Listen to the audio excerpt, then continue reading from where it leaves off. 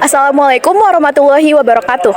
Perkenalkan kami dari kelompok 6 Hukum Dagang dengan saya Nadia Marsya Ramdhani dengan NIM 2310611127. Saya Tata Nurhainun dengan NIM 231061124. Saya Ilaria Sekar Ailsa dengan NIM 231061154. Saya Muhammad Rifan Subarna dengan NIM 23106111409. Samuel Simbolon dengan NIM 23106111402.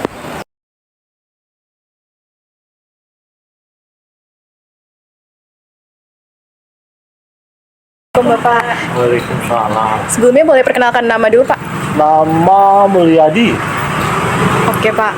Bapak di sini berjualan apa, Pak? Nggak jualan, jual jasa print komputer, fotokopi, pokoknya keperluan mahasiswa dijilid, scan, gitu aja. Oke, kenapa Bapak memutuskan untuk membangun fotokopi ini, Pak? Dan dari tahun berapa Bapak jualan? Kalau sebelum pindah ke sini sih dari tahun 2002. Setelah kerja, bosen, pengen wira swasta aja dari kecil sebelum pindah ke sini dari Pentium 1 zaman dulu berkembang pindah ke sini 2006 masih belum ramai, masih dikumpul sini semua dah, masih apa ya, mahasiswa semuanya dari kedokteran, dari apa, perawat, ekonomi, hukum, semua masih kumpul sini dulu. Kan pindah setelah jadi negeri ya. Negeri baru pada pindah ke Limo. Dulu kumpul sini semua. Pintu gerbangnya cuma satu sih. Baik Pak, pertanyaan selanjutnya dari kita, modalnya untuk membangun sebuah fotokopian ini berapa Pak dari awal? Modal mah sedikit, yang penting semangat. Modal dikit, kumpulin lagi terus berkembang. Saya nggak modal banyak. Orang saya nyewa sini aja pertama kan disuruh bayar setahun. Saya nggak punya duit, Pak. Saya punya duit segini, bayar setengah tahun, boleh. Terus udah berkembang, minta dibayar 2 tahun, saya bayar 2 tahun. Punya duit, kan lama-lama berkembang. Dari Pentium berapa terus saya berkembang sampai sekarang.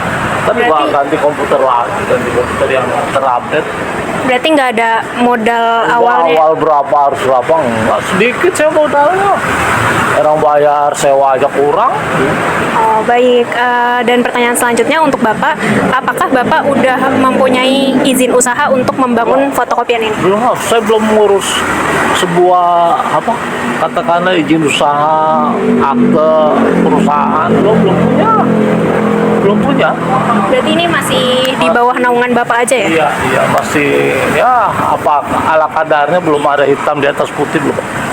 Tapi Bapak sendiri punya rencana nggak Pak buat untuk pengen perusahaan gitu, izin usaha gitu, bangun PT lah, perusahaan terbatas, kalau nggak usaha dagang, apa tuh, perdagangan.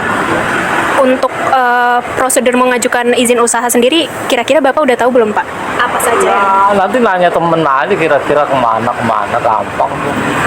Baik, terima kasih Pak. Baik Pak, untuk pertanyaan terakhir nih mengenai pajak. Apakah Bapak mengetahui akan ada rencana kenaikan PPN pajak di 2025 sebanyak 2025 kan 12% ya, tapi pada nolak tuh. Kan semua lagi usaha lagi susah, malah dinaikin pajak, ditolak aja. Ya berarti kesimpulannya Bapak menolak ya Pak untuk Ya, pajak. soalnya kan semua lagi apa ya?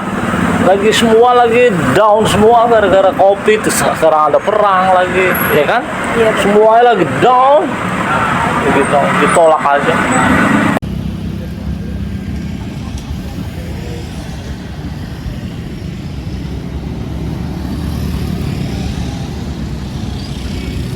Halo, selamat siang Mas.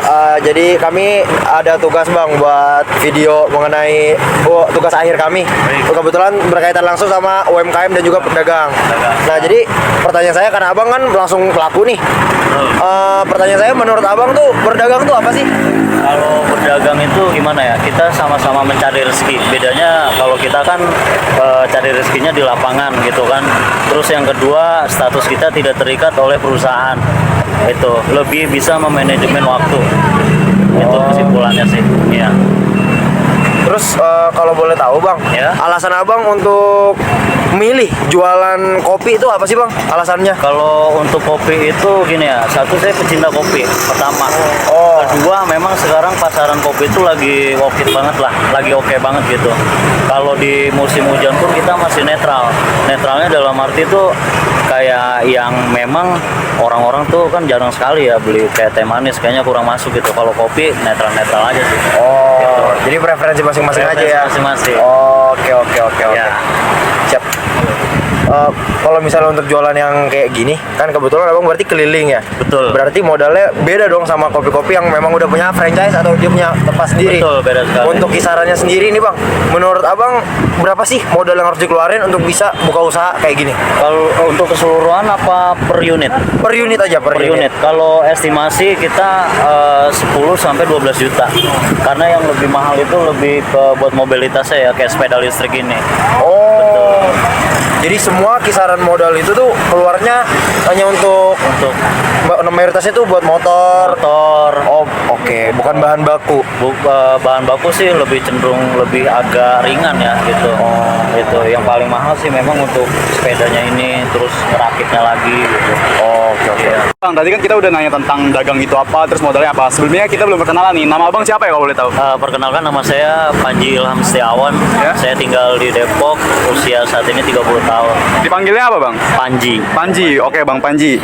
Kita mau nanya bang, abang nih buat usaha kopi ini udah ada surat perizinan ke badan hukumnya belum bang? Kalau untuk perizinan sudah gitu, cuman saya sendiri pun pribadi lagi mengajukan untuk stempel halalnya gitu ya, biar lebih diakui lagi, dan itu pun sedang proses. Berarti abang sudah mengikuti prosedur yang berlaku buat mengajukan surat usaha ini ya bang? Sudah. Oh baik. Sudah. Terus bang, katanya ini kan di tahun 2025 ini kan ada kenaikan pajak ya bang. Nah, tanggapan abang ini mengenai penaikan PPN jadi 12% gimana bang? Kalau saya sih gimana ya, ya sangat keberatan sih sebagai pengusaha baru gitu kan. Cuman ya saya berharap dengan adanya seorang presiden yang terbaru atau pemerintah yang terbaru lah bisa meringankan beban-beban para UMKM sih. Itu harapan. Baik bang, kalau emang PPN 12% ini terrealisasikan, itu ngaruh gak sih bang ke modal abang jual atau harga jualnya gitu? Kemungkinan ada beberapa produk yang nanti kita akan taikkan secara parsial ya, itu pun nggak langsung, dan saya juga akan melakukan evaluasi itu minimal per 6 bulan sekali. Kalau memang per 6 bulan sekali saya sudah melakukan evaluasi, saya baru bisa melihat di situ mas. SEUP atau Surat Izin Usaha Perdagangan adalah izin resmi yang dikeluarkan oleh pemerintah dan diberikan kepada individu atau perusahaan untuk melakukan kegiatan perdagangan di suatu wilayah tertentu. Selain perusahaan, koperasi dan firma yang menjalankan usaha wajib memiliki SIUP. Dengan SIUP, sebuah badan usaha dinyatakan terjamin legalitasnya dan dilindungi oleh hukum. Pelaku usaha yang tidak memiliki SIUP akan dikenakan sanksi denda sesuai dengan pasal 106 Undang-Undang Perdagangan. Beberapa manfaat yang akan didapatkan pengusaha ketika memiliki SIUP adalah: yang pertama, usaha sudah terjamin legalitasnya dan mendapatkan perlindungan hukum. Yang kedua, memiliki SIUP mempermudah pengusaha saat mengajukan pinjaman di bank atau koperasi. SIUP juga dibutuhkan untuk bisa mengikuti tender dan lelang. Yang ketiga, surat izin usaha ini menjadi salah satu syarat utama untuk menjalankan kegiatan ekspor dan impor. Dan yang keempat, meningkatkan kredibilitas perusahaan di mata pelanggan, sehingga konsumen akan lebih percaya kepada badan usaha yang telah memiliki SIUP. Berikut ini langkah-langkah pembuatan SIUP. Yang pertama, mempersiapkan dokumen yang diperlukan seperti KTP, nomor pokok wajib pajak, surat domisili, neraca perusahaan, dan lain-lain. Yang kedua, mendatangi kantor yang bertanggung jawab mengeluarkan SIUP, yaitu Dinas Perdagangan atau Kantor Pelayanan Terpadu Satu Pintu. Yang ketiga, mengisi formulir aplikasi pengajuan SIUP. Yang keempat, melampirkan dokumen pendukung lainnya seperti KTP pemohon dan akta pendirian usaha. Yang kelima, melakukan pembayaran administrasi sebagai biaya pendaftaran. Yang keenam, apabila pengajuan disetujui, maka Anda akan menerima SIUP yang bisa berupa dokumen fisik atau digital.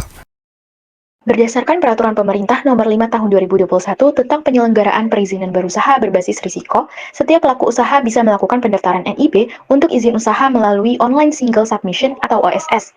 Dilansir dari laman resmi Badan Koordinasi Penanaman Modal atau BKPM, ada beberapa langkah-langkah yang perlu dilakukan dalam membuat surat izin usaha atau NIB. Berikut merupakan cara daftar NIB secara online.